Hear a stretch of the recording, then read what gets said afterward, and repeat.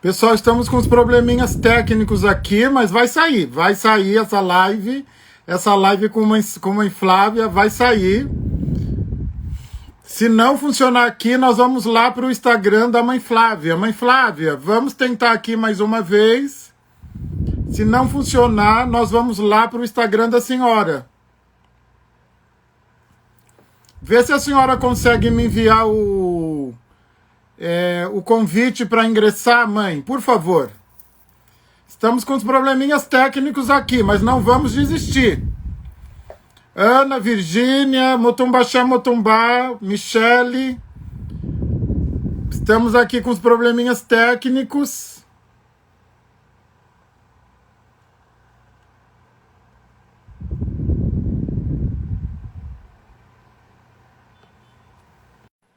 Mandei novamente o convite para a senhora. Mãe, veja se funciona.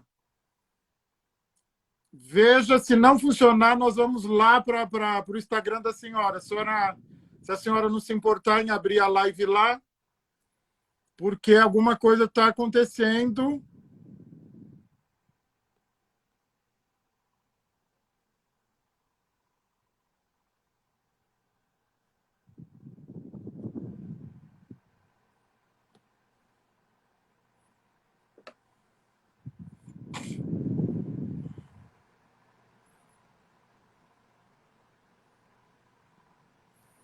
Manda uma mensagem aqui, mãe, para nós, para a gente poder. Eu mandei uma mensagem para a senhora no direct. Ah, ê! Oi, pai, tá me vendo ou Agora não? sim, agora estou vendo, estou ouvindo. Ai, benção. Olha, a internet aqui deu um problema. Deixa só a gente conseguir. Ia mudar de lugar para ver se melhorava a internet. Me perdoa, tá? É porque a gente está. Olha o pé aí, Ana. No mato, né? E aí no mato, a Casa do Perdão é no mato, na serra.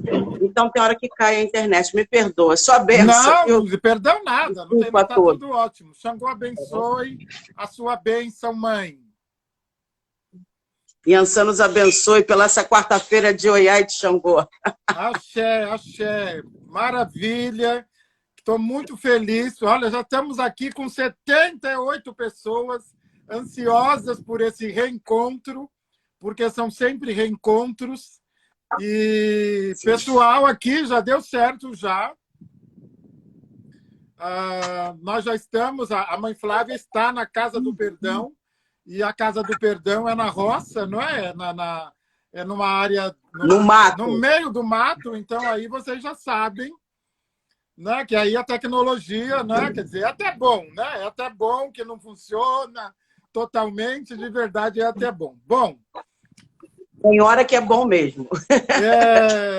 Mãe Flávia Pinto Joiá, ela é babá de Umbanda, ela está à frente da Casa do Perdão, terreiro de Umbanda, em Campo Grande, Rio de Janeiro. Ela também é socióloga. Eu não sabia, gente. Eu descobri hoje, fazendo a pesquisa para fazer a apresentação, a Mãe Flávia é escritora. Eu não sei onde ela arruma tempo para escrever tanto. E ela tem vários livros. Ela tem o Matriarcado e Feminismo Negro pelo viés da ancestralidade. Ela tem Umbanda, Religião Brasileira, Guia para Leigos e Iniciantes. Ela tem os cursos também. Ela tem o curso de feminismo negro. Olha, ela se vira nos 30. Ela coloca aquelas mulheres que colocam 48 horas dentro de 24. Estou muito feliz, não é? Ela produz conteúdo, não é? Também ativista, produz conteúdo. E nós vamos conversar sobre isso também, né? Vamos conversar sobre as suas obras, sobre as suas ações. Enfim, vamos ter aí uma conversa deliciosa. Entre e fique à vontade, a casa é sua. A primeira coisa que eu gostaria que a senhora contasse para nós é como é que se dá, não é? Quer dizer, esse encontro, esse reencontro com a Umbanda, como é que a senhora segue com isso, com essa vivência, como é que surge a Casa do Perdão, porque um dos objetivos dessas nossas conversas é que a gente fale as nossas narrativas, não é, mãe? Que nós falemos por nós. As pessoas não nos conhecem, elas não sabem que a gente paga impostos, que a gente estuda, que a gente cria os filhos, que a gente vai à feira, que a gente... Enfim, então, elas não sabem. Né? De verdade não sabem, não. De verdade não sabem. Uhum. Então, eu estou muito interessado que nós falemos por nós. Então, gostaria que a senhora contasse, não é? Quer dizer, essas vivências de terreiro, esse reencontro ancestral, depois o início da Casa do Perdão, por favor. Bom, pai, primeiro agradecer, né, o senhor a oportunidade de fala, porque por mais que a gente tenha um público, eu sempre gosto de dizer que Exu, quando dá um caminho desse de comunicação para a gente precisa dosar muito a importância disso por um motivo muito simples. Nós não temos uma concessão pública de televisão negociada dentro do Congresso com dinheiro público. Ou seja, a roupa que eu e o senhor estamos usando pagou imposto de uma concessão pública de canal de televisão. Né? A tinta da sua parede, da minha parede, a internet que a gente está pagando aqui, o nosso celular, tudo, nossos colares, tudo está pagando uma concessão pública de canal de televisão. Então, se nós não temos essa concessão pública para falar em mídia aberta, qualquer microfone que Exu traz na nossa boca, a gente tem a obrigação de falar. Né? Então, eu quero agradecer por isso, por essa sua sensibilidade. Eu tenho visto a luta do senhor de manter esse canal aberto semanalmente e de estar trazendo vozes e oportunidade. Então, isso é mais do que resistência, é reencontro, né? E queria confirmar isso que o senhor traz, né? É reencontro, sim, porque um dia o capataz lá atrás nos distanciou, né? Então a gente não sabe nem se a gente é da mesma família. Às vezes a gente nem é da mesma família Iorubá, mas é da mesma família Igbo, que é até, não vou dizer inimigo, não, essa palavra também não é nossa, também não, né?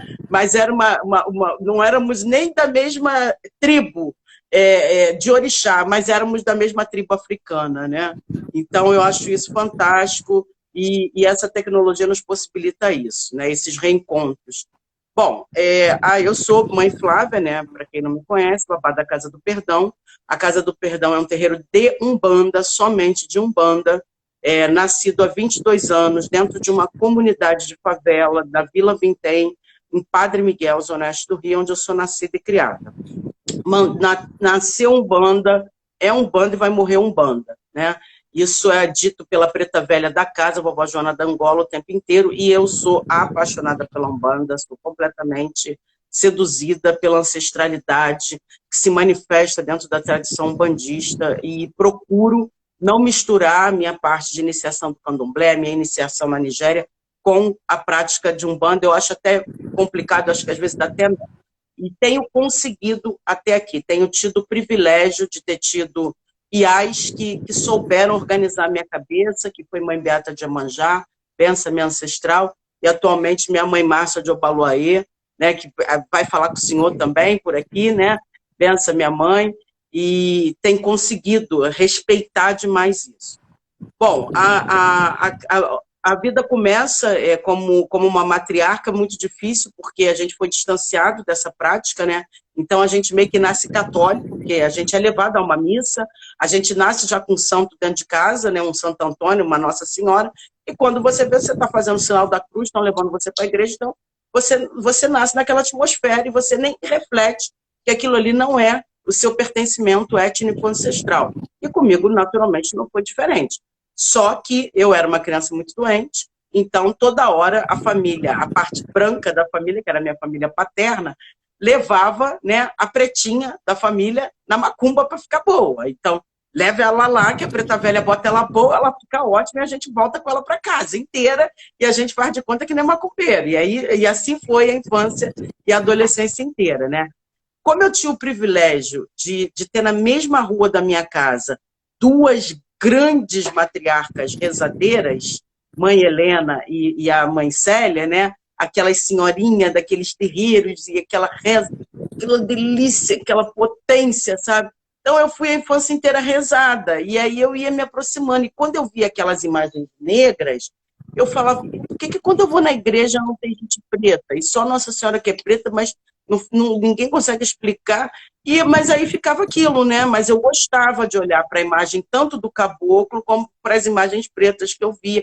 Aquilo falava comigo de alguma forma, sem contar no som do tambor, né? O tambor fala com o coração da gente, né? E aí havia aquela identificação, mas né, não podia dizer que ia ser daquilo ali. E aí, aos 10 anos de idade, a minha mãe violada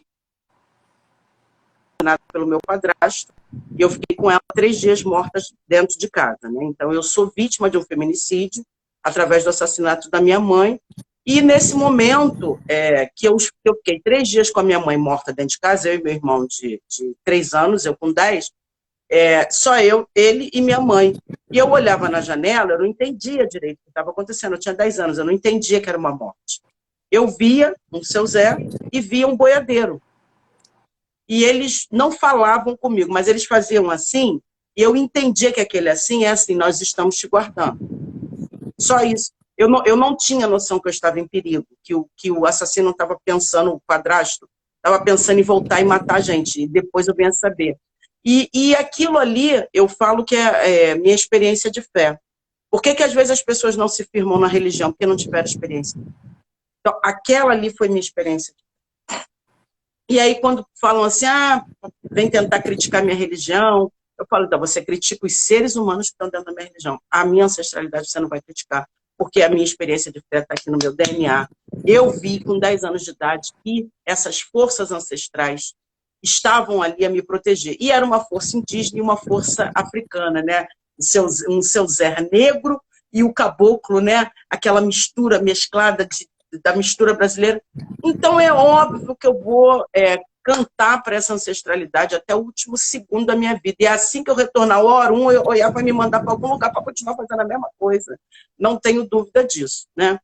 E ao longo desses 22 anos, a Casa do Perdão, para resumir, para o senhor poder, de repente, perguntar alguma coisa que não ficou nítida, a gente teve um trabalho, sempre foi muito envolvida com ações sociais, né? E o caboclo da casa, caboclo Seu Ventania, nunca abriu mão disso. Então, a Casa do Perdão atua dentro do sistema prisional, segundo o DEPEN, Departamento Nacional de Administração Penitenciária. Nós somos o único terreiro de matriz afro-brasileira, afro-indígena brasileira, dentro do sistema penitenciário em todo o Brasil. Então, há 16 anos, nós damos essa assistência, começamos com os homens, e depois Oiá pediu que a gente ficasse com as mulheres. Eu demorei muito a entender, na verdade, tive muita resistência, e agora a gente já está há 13 anos somente com as mulheres. Na pandemia, a gente não está entrando dentro do presídio, mas nós não abandonamos essas mulheres.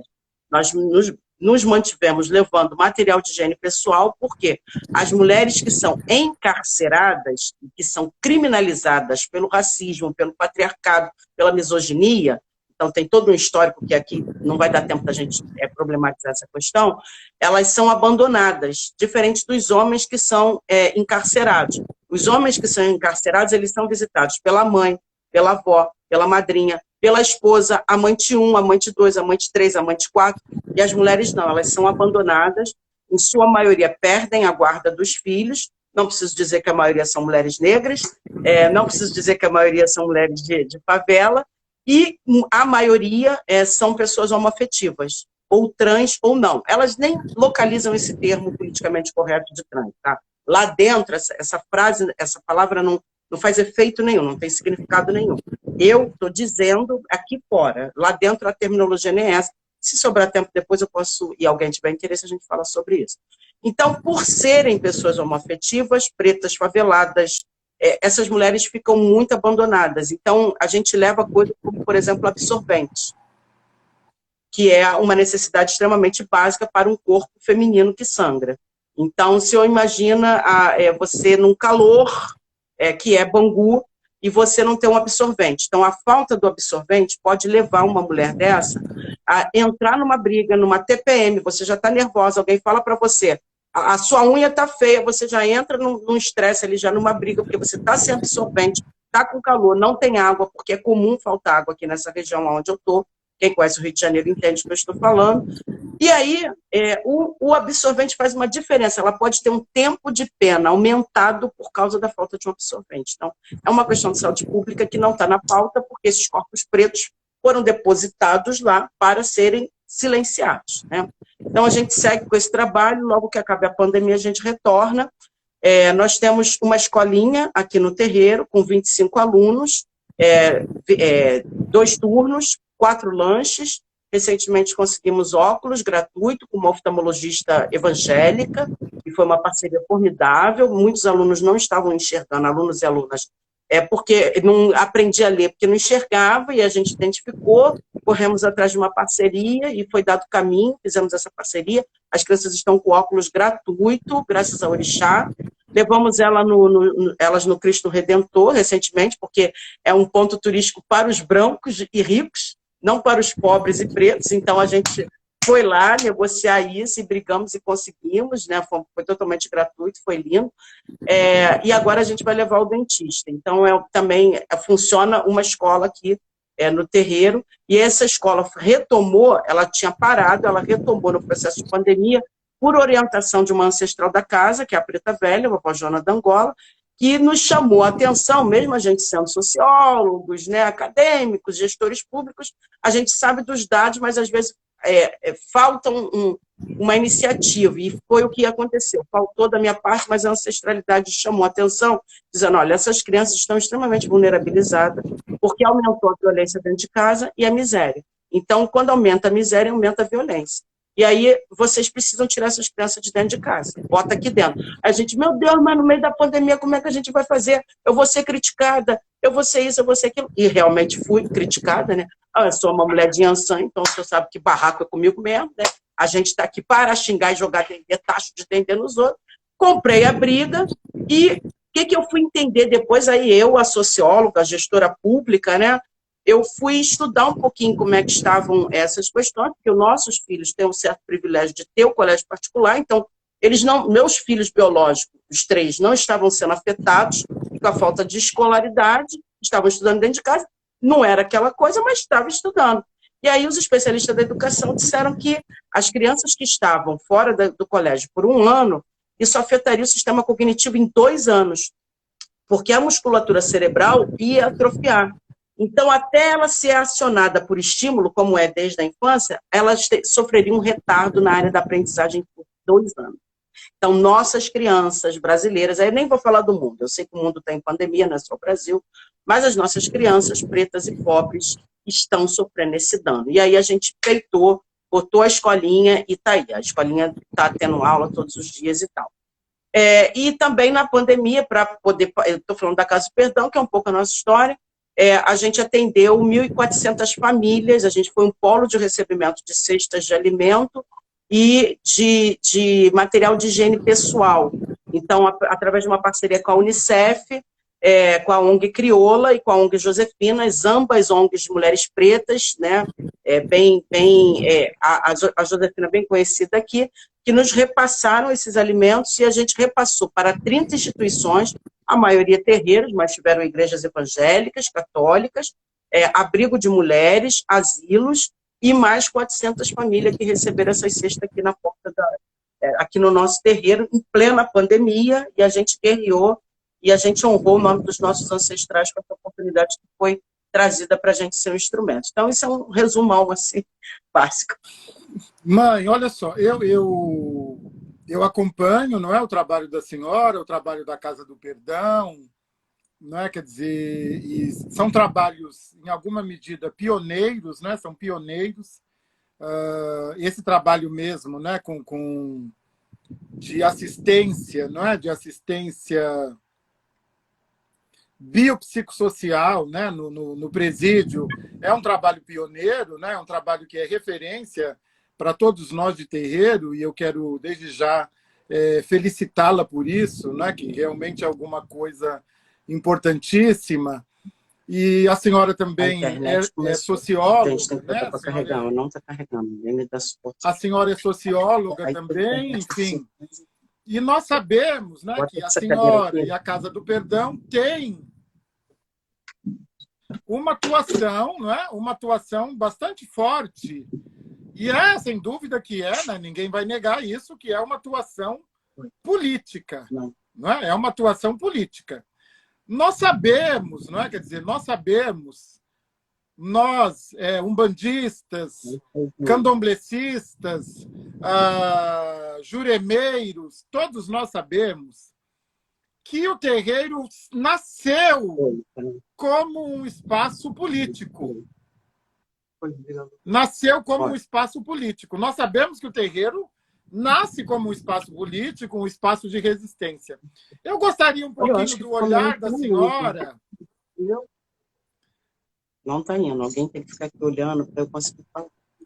Está me ouvindo, pai? Eu estou ouvindo a senhora está me ouvindo? Tá, é só porque está caindo aqui o carregador, mas eu estou ouvindo. Eu estou ouvindo assim. Pode continuar, é só porque a gente está tentando... Eu gostaria de uma reflexão da senhora, porque nós vimos, né, na nossa geração, inclusive, isso é muito da nossa geração, nós vimos o terreiro rejeitando o fato de ser um espaço político, rejeitando mesmo, dizendo, não pode, não é espaço político, não pode fazer esse trabalho que a Casa do Perdão faz, né? Quer dizer, não pode atuar politicamente. Nós sabemos que isso é atuação política, é uma atuação política, é um atendimento biopsicossocial. Nós sabemos que o terreiro...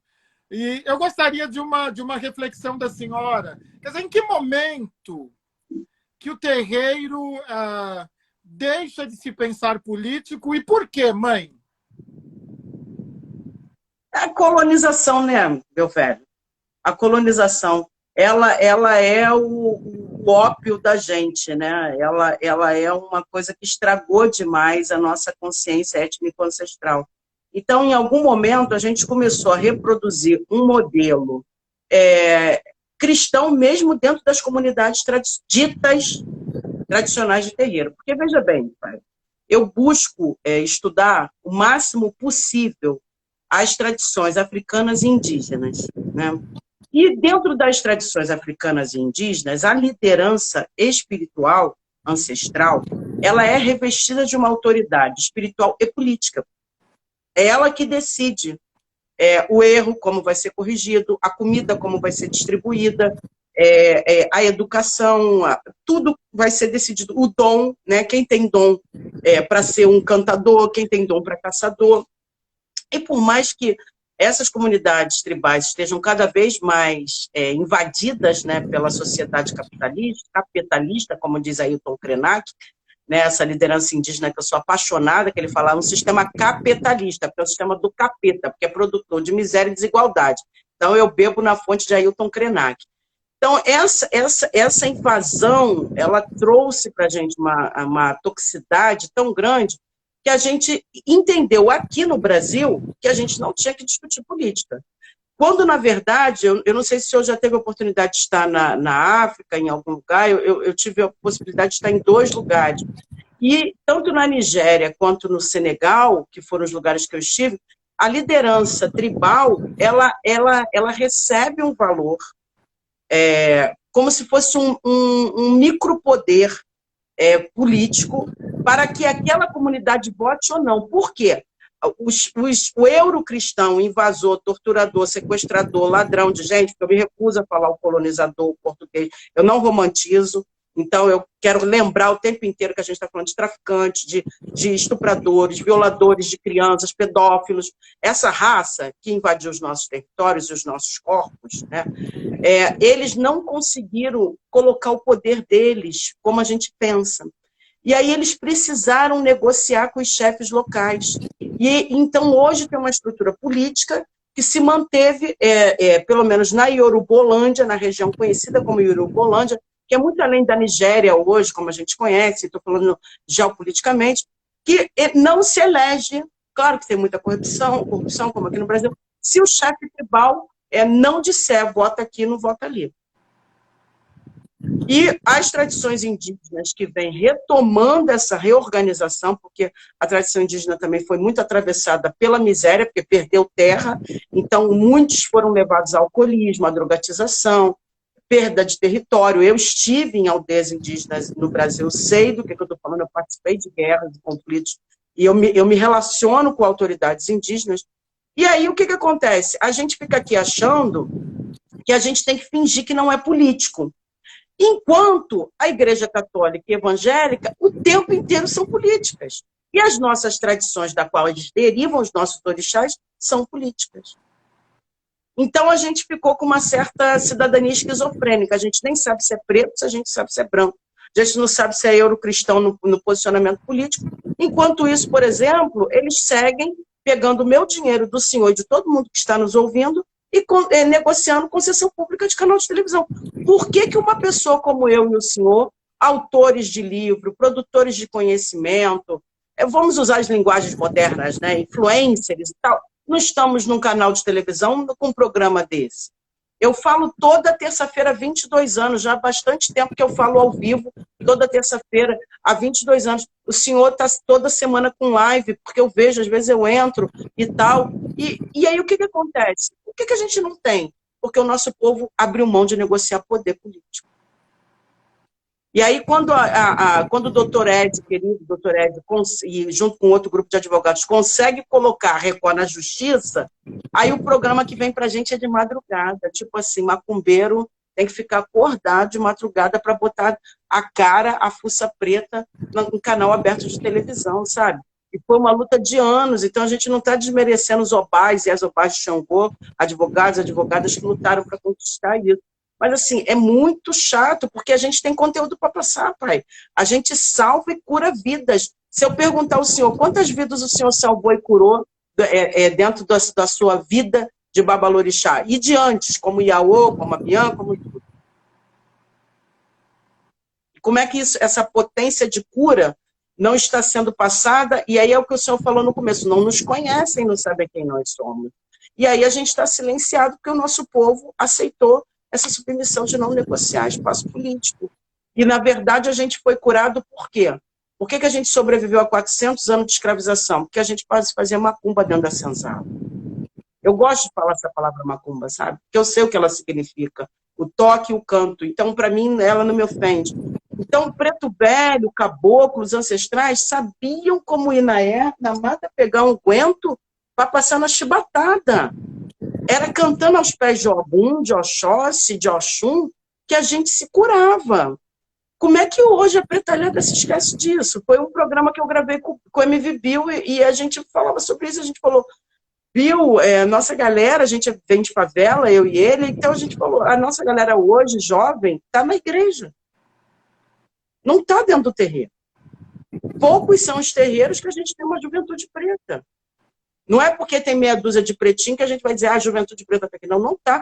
Os meus filhos de santo, de orixá, em 22 anos, a maioria nunca foi preta, com uma mulher totalmente ativista do movimento, totalmente aguerrida. Então a pessoa preta pode vir para cá que eu vou acolher, que eu vou amparar, eu vou defender, eu vou guerrear, ou seja, não vai sofrer uma hostilização por causa do seu corpo preto, e mesmo assim não vem. No entanto, quando eu passo pela porta da igreja, está lá, a pretalhada toda lá, ou seja, colonizada ainda. E por quê? Porque não sabe que só sobreviveu à escravização porque nós fizemos a ancestralidade, a medicina tradicional milenar africana, indígena. Por que eu reforço o indígena o tempo todo, meu velho? A preta velha da casa, a vovó Joana da Angola, que me ensinou isso, ela falou, olha, quando nós chegamos aqui, a gente não sabia andar na terra, não.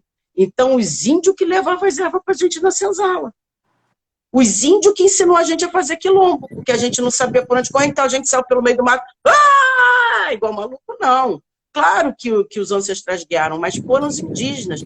Inclusive, os primeiros romances, não foi Iracema e o estuprador português, porcaria nenhuma, como a literatura fala essa mentira. Foram interétnicos, foram entre africanos e indígenas. Né? Que nasce a bendita da cabocla, do caboclo. Né? Então, essa relação da medicina de dizer, olha, tem uma erva que cumpre esse papel. Não, aqui não tem, mas tem essa daqui. Claro que tem muitas ervas que são comuns aqui e lá, mas tem ervas que tem aqui que não tem lá. Tem coisas que tem lá que não tem aqui. Por exemplo, obi não tinha aqui. Não tinha obi aqui. Né? Então, não adianta a gente fingir que tem. O baobá não tem aqui também. Então, a gente sabe que era preciso isso. Né? Então, Os GPS da gente foram os indígenas. E aí o povo preto não sabe disso. Não sabe que que o ancestral dele, a avó, o pai, perdão, tataravó, tataravó, só sobreviveu fazendo magia ancestral africana e indígena. Aí ele vai, se converte à religião do opressor. Então nós somos um dos poucos povos no mundo, meu velho, que depois de libertos, entre aspas, muito entre aspas, tá? Se converteu espontaneamente, guardem essa palavra, espontaneamente, à religião do opressor. Os judeus não fizeram isso, os ciganos não fizeram isso, os chineses não fizeram isso, os japoneses não fizeram isso. Tanto que o Japão, depois da bomba de Hiroshima, eles vão abrir mão do poder bélico e voltam para a tradição budista, mais do que nunca. Porque eles falaram, olha, a gente adoeceu porque a gente tentou ser igual os invasores.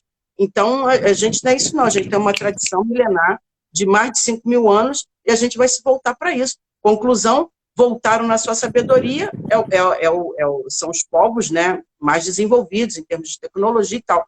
Quer dizer, nós somos os povos que criamos as pirâmides do Egito, que sempre soubemos curar com erva, com reza, com isso, com aquilo, né? Então, a matemática veio do território africano.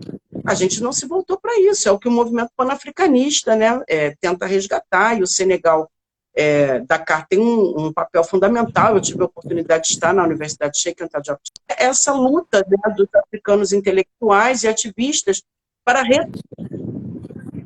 tomar essa consciência de que a gente é povo sábio, povo com produção acadêmica, científica, e que a gente precisa retomar isso. Então, um pouco essa minha visão.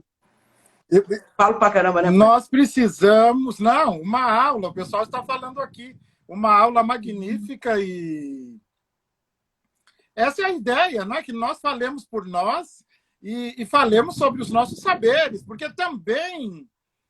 uma boa parcela, não é? Quer dizer, nós sabemos disso, que uma boa parcela de pretos e pretas que estão, né, convertidos à religião do opressor, e aí essa fala da senhora é uma fala muito potente mesmo, muito importante, né? Quer dizer que nós somos o único povo que espontaneamente se entrega à religião que nos escravizou, porque é inconteste, né? A religião, quem nos escravizou, qual que era a religião escravagista? Era budista? Era Hare Krishna? Exatamente. Não era. Eram os cristãos. Os escravagistas eram cristãos, quer dizer, portanto, só o nosso povo preto, que depois de, né, entre aspas, como a senhora bem destacou, libertos, retorna para se preencher, não sei, para embranquecer um pouquinho, na religião do escravagista, não é? Quer dizer, então, eu não tinha, vê como é importante a gente conversar. Nós temos de conversar. Porque eu também não tinha elaborado desse jeito. Não é? Então, é importante que a gente se ouça, é importante que a gente converse. Eu tenho destacado muito, e a senhora faz esse trabalho, não é?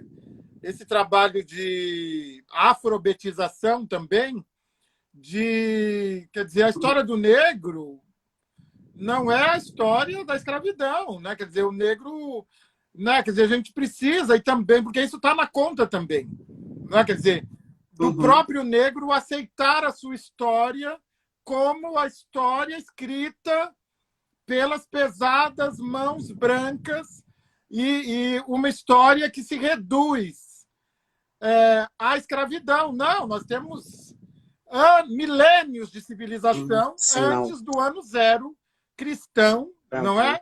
Então, nós precisamos destacar. Mãe, olha só, eu estou muito curioso para saber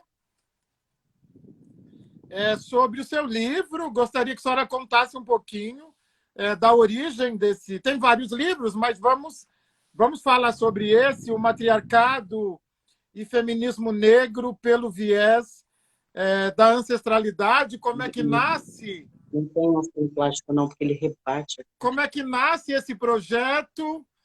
Conta um pouquinho na sequência, né? Tem a senhora também tem um curso, né, associado ao tema do livro.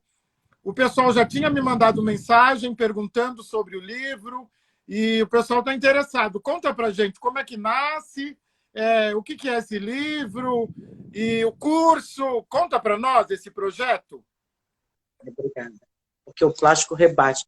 Pai, esse livro aqui, os 3 livros foram momentos de cura, né? Salve o Matriarcado, Manual da Mulher Búfala.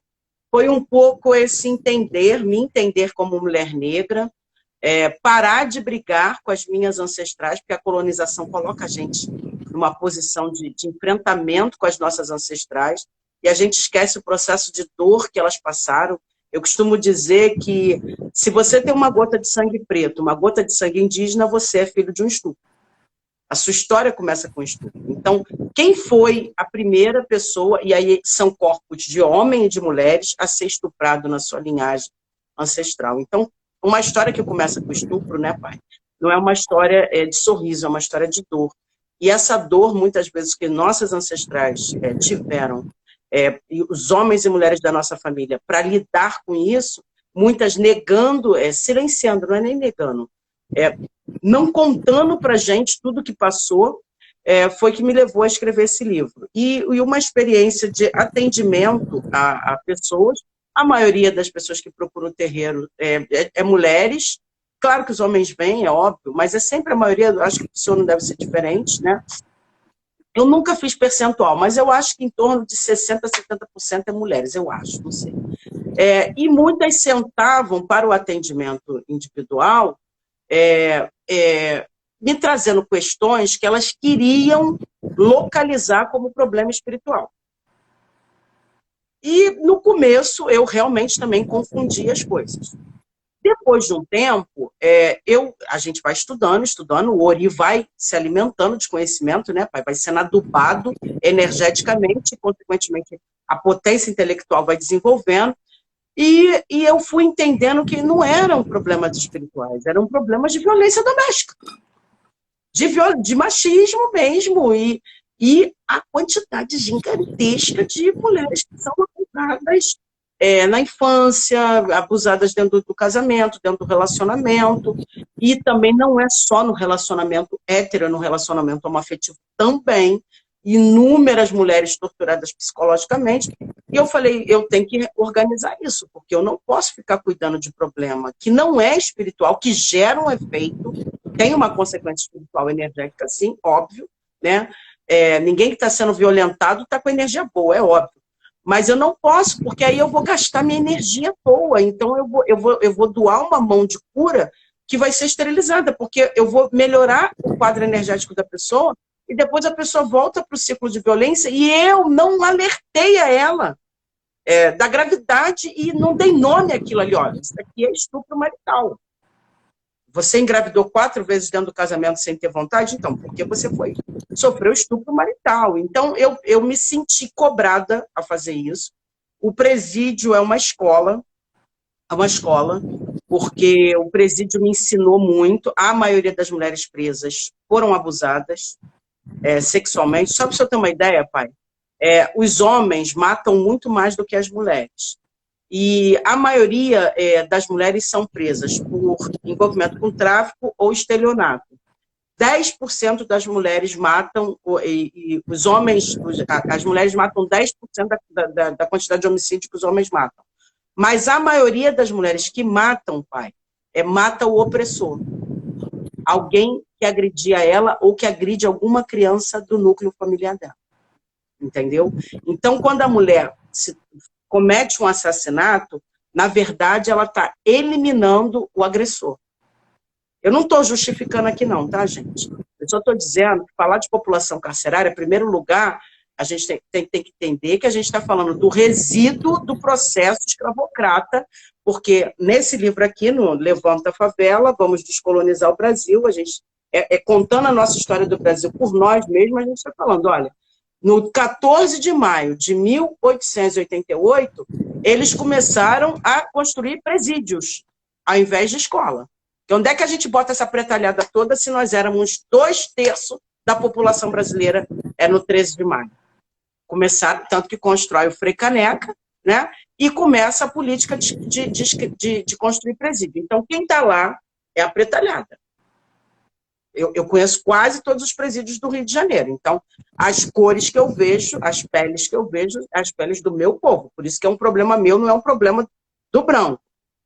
E aí, essa história de violência, é por isso que eu digo, nesse livro que a gente está dizendo isso, né, essas mulheres foram criminalizadas, elas não se tornaram criminosas, é um sistema opressor, que não absorve a mão de obra dessa mulher, que não dá condições de estudo em tempo integral, porque a menina preta, em sua maioria, com 10 anos, 12, ela já está trabalhando em algum corre, já está fazendo algum corre por aí, então ela vai ter menos tempo de estudar. O menino preto também, né, vai ter que ajudar uma mãe e tal, não sei o quê, são muitas mães solteiras, né, 40% da pobreza no mundo hoje, segundo a ONU Mulheres, está concentrado na mão de mães solo, de mães solteiras, não por acaso, é um sistema patriarcal que dá licença ao pai de não ser pai em tempo integral, então essa responsa fica na mão da mulher, e a mulher muitas vezes não tem como trabalhar, né, porque é um sistema político, voltamos à política, viu, pai?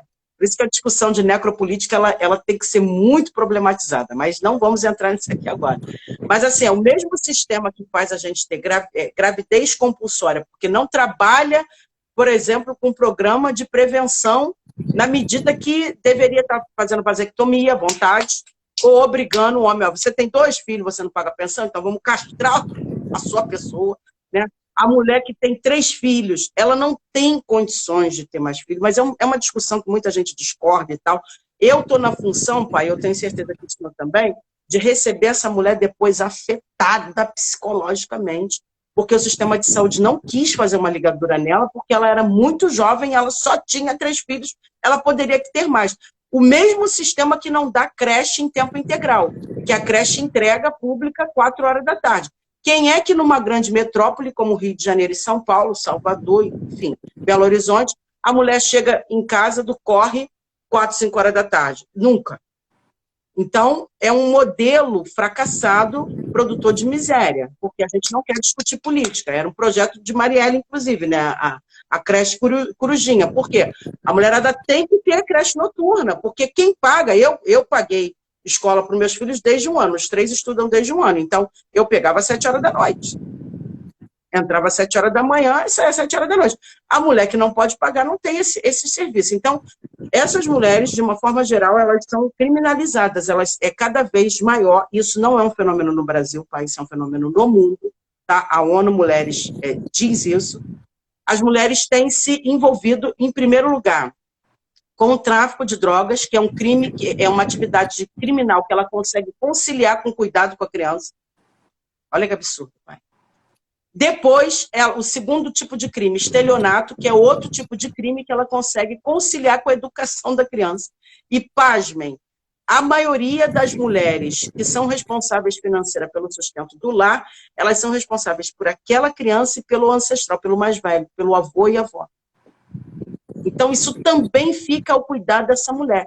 E aí, quando essa mulher vai presa, pai, ela é a única responsável pelo sustento daquela família. Então, aquela família está condenada à miséria, à extrema miséria. Porque o homem foi absolvido dessa responsabilidade no sistema patriarcal. Então, eu me senti na obrigação de escrever esse livro, né? Todos os livros 3 foram escritos em momentos de muita dor na minha vida pessoal, muita dor. Esse aqui também foi escrito num momento de muita dor, e esse aqui que é o primeiro, né, Umbanda, Religião Brasileira, Guia para Leigos Iniciantes, ele é muito basicão, de Umbanda, assim, bem basicão, não é para converter, não é dogmático, não é nada, é só para dar informações de que existe uma religiosidade brasileira e que o brasileiro não sabe. Se eu ver como é que a cidadania da gente é esquizofrênica, né? A gente está localizado na Igreja Católica, que não é nenhuma religião brasileira. Então, a gente exporta a religiosidade. É um troço muito doido, porque essa colonização fez com a gente, mas a gente tem que levar em consideração que são 400 anos de lavagem cerebral, de dominação da nossa mente, então só tem 132 anos que a gente não está mais escravizado oficialmente. Então é dever nosso, né, pai, cuidar do ori e do conhecimento que vai para esse ori. Então, o senhor, como um babalorixá, escreve livros, abre debate, a gente daqui faz a mesma coisa, minha mãe Márcia de Obaloé é a mesma coisa, e os pais e mães que entenderam que cuidar do nosso povo, né, produzir conhecimentos e saberes, a gente vem nessa luta. Então, esse livro dá conta disso, e acho que mais importante do que dizer, do que cada um... Esse aqui é um livro que fala sobre antirracismo, né, esse sobre Umbanda, e esse sobre matriarcado, sobre a perspectiva da gente, mulher preta. Mas é dizer o seguinte, todo esse trabalho que a Casa do Perdão desenvolve social, a escolinha, o trabalho dentro do sistema penitenciário, o corte e costura que tem aqui, que eu também não falei, a distribuição de cestas de alimentos, é um trabalho gratuito. Então, diferente, por exemplo, do padre e do pastor que vai para o presídio, eu não tenho salário. Eu não sou uma capelã com salário igual a Igreja Católica tem e evangélica. Eu não estou criticando eles, não, pelo contrário, eu acho corretíssimo, né? Eu tenho só 2 tuberculoses como saldo aí desse trabalho. Então, é um corpo que sofre, né, a consequência de estar nesse espaço, que é um espaço de saúde complexo, né? Então, a gente precisa vender livro para manter esse trabalho, precisa vender curso, né? Então, as pessoas que adquirem esses livros, elas nos ajudam a manter esse trabalho assistencial. Mãe, eu queria saber um pouquinho mais, não é, desse trabalho pioneiro, não é? A senhora é capelã, é considerada uma capelã? Como é esse trabalho no presídio? Como se deu essa entrada? Quais são os desafios? Por que nós não estamos, né, no presídio, né? Quer dizer, é fácil, né, romper essa fronteira?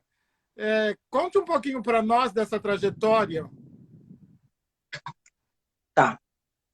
Pai, o presídio, se o DEPEN fala, né, o Departamento Nacional de Administração Penitenciária, que nós somos o único terreiro no Brasil inteiro, significa que é uma informação oficial. Eu não acho isso bonito, não tenho orgulho de falar isso. Eu acho que os meus tinham que estar lá. Até porque, pai, quando a galera fala aqui fora, porque a maioria das pessoas lá são evangélicas. Sim, são, que se tornaram evangélicas lá dentro, porque é a religiosidade que é mais oferecida. E se eu estivesse lá dentro, eu ia me converter a qualquer coisa. Até a religião dos cachorros. Pois não, eu ia converter a qualquer coisa, porque quem pisa dentro de cadeia sabe que qualquer coisa que vem ali para ocupar a tua mente é melhor do que nada, né? Então, eu não critico, pai, a Igreja Católica e Evangélica, não critico, isso seria um contra-chefe para mim. Assim como eu falei que eu sou uma mulher marcada com tuberculose, que por ficar nesse espaço, ficar doente, essas pessoas também. Então, são pessoas escolhidas mesmo, a dedos, por Olodumare, por Oxalá, por Deus, por Jeová, por todas as formas da gente se relacionar com o sagrado. São pessoas que têm um trabalho muito bonito. E se não fosse essas pessoas religiosas, pai, eu não sei, a cadeia ia explodir, tá? Porque a gente tem a 4ª maior população carcerária do planeta. Por que a gente tem a 4ª maior população carcerária do planeta, pai? Porque foram 400 anos escravizando em senzala. Então, em 132 anos, a gente ainda não conseguiu parar de encarcerar essas pessoas. Não houve uma política de desencarceramento. Então, saímos da senzala e fomos jogados dentro do presídio. Então, é algo que a gente tem que ter uma atenção muito grande. É claro que a gente sofreu um pouquinho de preconceito, mas eu, a despeito da maioria dos meus irmãos de axé, eu sou totalmente politizada, totalmente, eu tenho posicionamento político, aqui é um terreiro que a Mãe de Santo é preta, é favelada, é desbocada, e não tem o papa na língua. Então, aqui, só para o senhor ter uma ideia, que nem Bolsonaro ficou no meu terreno. Porque quando começou o negócio de campanha, eu falei, então, Bolsonaro pode meter o pé, porque se vocês vão votar em gente que quer me matar, que quer matar a gente aqui dentro, que é viado, que é sapatão, que é preto, que é a porra toda, você pode meter seu pé que aqui você não vai... O meu axé você não vai pegar. E saíram. da minha casa. Tem gente que prefere, não, eu não vou discutir com ele. Então, eu escolho as cabeças que eu boto a mão. Então, eu não quero botar a mão na cabeça de gente que vem. Então, eu percorri um caminho político que a Casa do Perdão é toda legalizada. Então, eu não posso ter acesso negado a lugar nenhum. Eu posso entrar em hospital, eu posso entrar em unidade prisional, eu posso ser enterrada dentro do meu terreiro, que é a minha vontade. Eu sou uma ministra religiosa, então eu não posso ter visto negado em países que são signatários das convenções internacionais da ONU, e então eu usufruo disso. Então eu percorri um caminho legal. Não foi nada demais, é um caminho legal, você apresenta o documento, CNPJ, PPP, eles vão avaliar se você tem ficha criminal, eu acho isso correto, não acho isso errado. Não dá para entrar no presídio sem documento, aí vem aquela galera nossa, né? Ah, mas comunidade de terreiro não é legalizar, não é da nossa tradição, não é não sei o quê, não sei o quê, não sei o quê. Então você não, quando você perder direitos, você não reclama, então você fica na tua. Porque como é que você vai entrar num presídio, pai, onde você vai lidar num lugar que tem uma atividade criminal e você não vai ter nenhuma ficha criminal pesquisada? Concordo que não pode, pai. Concordo, eu acho que tem que saber, porque a gente tem denúncias, inclusive, de pastores, falsos pastores, né? Então eu acho correto, eu não acho isso errado, sinceramente não acho errado. A gente tem privilégios como religiosos, tanto que eu entro, às vezes que eu cheguei agora na pandemia com material de higiene lá, a primeira vez que a gente chegou, a primeira vez eu nem fui, porque meus filhos de santo, na Espírito Santo, não deixaram eu ir com medo do Covid, porque é um pulmão que teve 2 tuberculoses. Então, quando a pandemia estava no pico, eles falaram, não, mãe, a senhora não vai. Então, eu não fui. E aí, depois eu passei a ir. Na segunda ou terceira leva, acho que na terceira leva eu quis ir. E aí, as minhas filhas falaram, mãe, fizeram festa quando a gente chegou lá, com água sanitária, sabão, sabonete, detergente. Mas quem fez festa? As agentes e os agentes penitenciários e os diretores e diretoras de prisão. Porque o Estado abandonou o povo preso para morrer no Covid. Só que se a pandemia estourar dentro da cadeia, pai, na quarta maior população carcerária do mundo, consequentemente daria efeito colateral na sociedade aqui fora, porque é um contingente muito grande de gente. Então, o que eles fizeram? Soltaram um monte de preso e presa, liberaram alvará, soltaram a galera na rua sem nada, pai, sem documento, sem dinheiro, sem... No dia que eu gravei com a Globo na porta do presídio, eu tinha acabado de falar isso pro repórter, saiu uma presa perdida, como a gente viu várias, sem saber para onde. Já me soltaram, não era do município do Rio, então a gente que teve que dar dinheiro e tal, fazer um corre para a mulher chegar em casa. Para quê? Para diminuir a população carcerária, para não explodir a pandemia lá dentro, para não contaminar os agentes e as agentes. Então, quando a gente chegou com material de higiene, os agentes e as agentes comemoraram sabão em pó, desinfetante, água sanitária, detergente, porque era a única forma de combater o Covid dentro do sistema carcerário. E aí eles falaram, nossa, que bom que você não abandonou. E aí eu, como religiosa, eu entro com isso. E a família não podia entrar. Então é esse privilégio, né, entre aspas, que eu estou dizendo. Então, eu tenho que ser fiscalizada. Se dentro do sabão está indo uma coisa errada, né? Então, se eu tenho esse privilégio, por que eu tenho esse privilégio? Porque eu sou uma instituição séria, com credibilidade, respeitada, idônea e tal. Então, às vezes, as pessoas criticam, mas não entendem. E, infelizmente, o nosso povo de axé, pai, não está lá dentro pelo seguinte motivo. Um é bonitinho, o outro motivo é feio, né, pai? Primeiro, que não querem percorrer esse caminho, né? Segundo, que não tem dinheiro, né, envolvido nessa história, é um trabalho voluntário. Então, não tem dinheiro. Então, eu não tenho salário. Eu tenho que realmente vender muito livro para manter esse trabalho lá, porque quando eu comecei há 16 anos atrás, a primeira coisa que eu fiz foi perder o emprego, quando o meu chefe soube que a gerente de vendas dele, comercial, ia para dentro de cadeia, ele deu um jeitinho daqui e dali e me mandou embora. Então, para eu conciliar hoje o meu sacerdócio, a minha função matriarcal com a cadeia, eu preciso produzir produtos e conteúdos que as pessoas queiram comprar para manter esse trabalho. Agora, eu tenho ordem de dimensão para estar lá dentro. Então, se ninguém quiser comprar livro, não vai comprar, eu vou ter que estar lá dentro do mesmo jeito. Porque o OEA não abre mão disso, né, de cuidar do meu povo preto que está lá. E é um trabalho que eu faço com muito amor no coração. As filhas e filhos de santo são escolhidos e preparados para estarem lá dentro. também amam muito esse trabalho, ensina muito a gente, né? É um lugar de dor, mas é um lugar de crescimento espiritual muito forte. Eu aprendo muito com essas mulheres.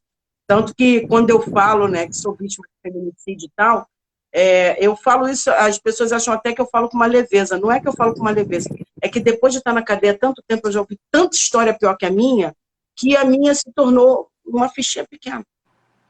Porque aquelas mulheres passaram, a maioria, coisas 10 mil vezes piores do que a minha, né?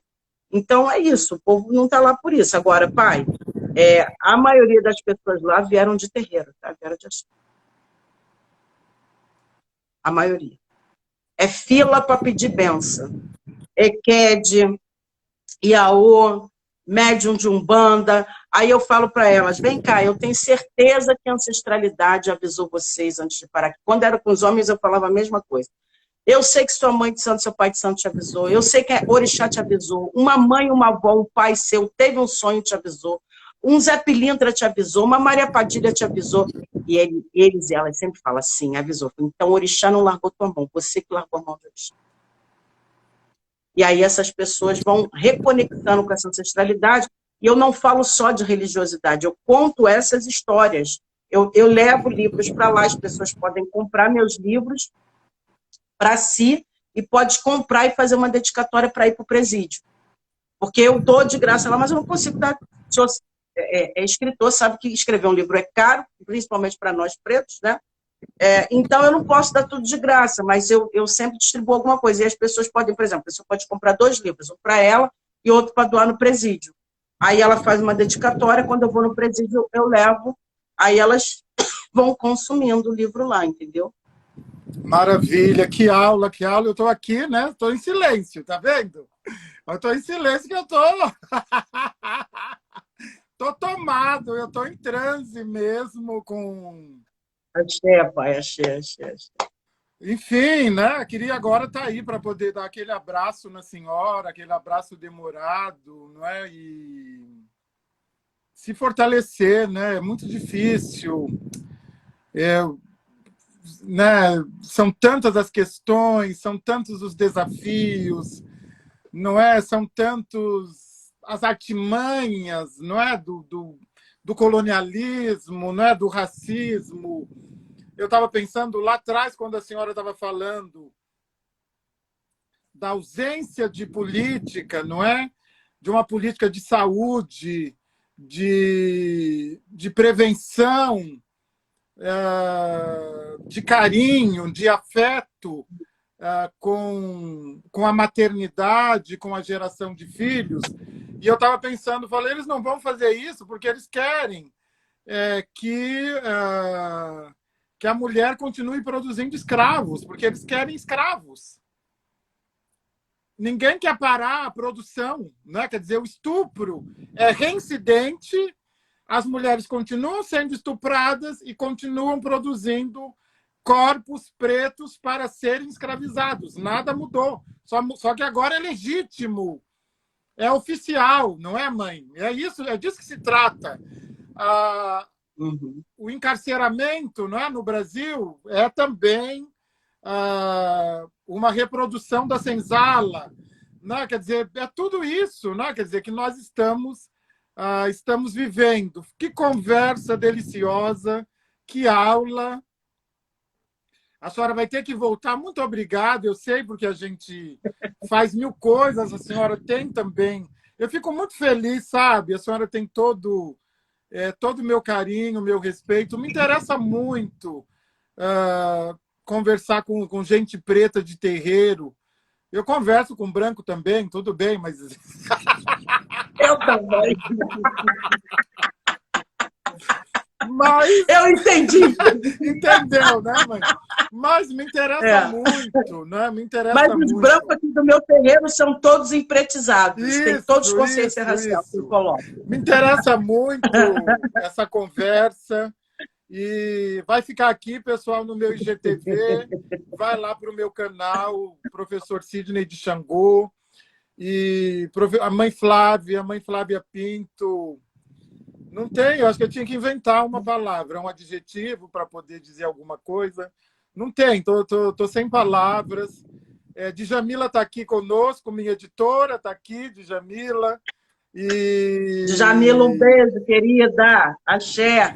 Obrigada por tudo. Potência que Oiá te nutra com o ventre da búfala mãe. Axé. Estou muito feliz, mãe. Muito obrigado. Nós sabemos dos nossos afazeres. E é isso, né? Quer dizer, essa produção de conteúdo lá no Instagram da senhora, a escrita dos livros, as lives todas as terças-feiras, as aulas que a senhora dá sobre a Umbanda. É um trabalho que nós fazemos, nós não somos pagos, não recebemos, como pastor da Metodista, da congregação, 3, 4 mil por mês. E eu falo para as pessoas, gente, é um trampo, isso é trampo. Isso é um trampo, né? É um trampo, isso aqui é trampo, a gente está trabalhando. Nós estamos trabalhando. Mãe, olha só, quando a senhora fala da Umbanda, e a senhora faz um marketing positivo como eu, porque eu não vou fazer marketing negativo, né? Porque isso já tem quem faça. A senhora não está só fazendo em nome do seu terreiro, é em nome da Umbanda, em nome de todos os terreiros. Quando a senhora oferece formação, né? Um curso de Umbanda, quando eu ofereço formação, eu estou fazendo isso por todos nós. Nós estamos fazendo por todos nós, não é para a gente. Não é, quer dizer... A internet. Não é, mãe? Então, esse trabalho é fundamental. Eu quero que mais gente venha. Venha para o Instagram para a gente poder exigir logo. Espero que Exu abençoe as pombagiras, seu Tranca-Rua das Almas, seu Zé Pilintra, seu Marabô, que logo a gente possa reivindicar o nosso canal de televisão. Axé, hoje. Só que para isso, o que precisa fazer? Nós temos que estar aqui. Não é? Eu quero que mais pessoas venham, que mais gente preta de terreiro escreva, que mais gente preta de terreiro faça lives, produza conteúdo. Não adianta, nós sabemos, hoje o mundo está aqui, no Instagram, no Facebook, na internet, nós sabemos. Né? Quer dizer, esse mundo elegeu um genocida, gente. Né? Quer dizer, então, esse mundo está aqui. Mãe, muito obrigado, estou nutrido. Deu um bori para mim, senhora, deu um bori. Deu um bori à minha cabeça, em ação, né? Eu sou Xangô também. Como é que é? Não ia ser diferente. E um grande beijo, um beijo em todos os seus filhos da Casa do Perdão. Espero logo que eu possa estar aí. Estão pedindo a benção do senhor aqui. Elas estão pedindo a benção. Xangô abençoe a bênção. Espero que logo eu possa estar aí para tomar uma consulta, que eu não sou bobo. Isso. Tomar uma palavra. Vem tomar uma baforada. Dos encantados. E muito obrigado, mãe. Saúde e vida longa, senhora. E, sabe, esses encontros são uma porção de esperança. Né? Eles são mesmo espaços de cura. A gente fala, ai, não estou sozinho. Muito obrigado, mãe. Isso. Pai, obrigada por tudo. Que todas as bênçãos que o Senhor me desejou sejam dadas em triplo ao Senhor.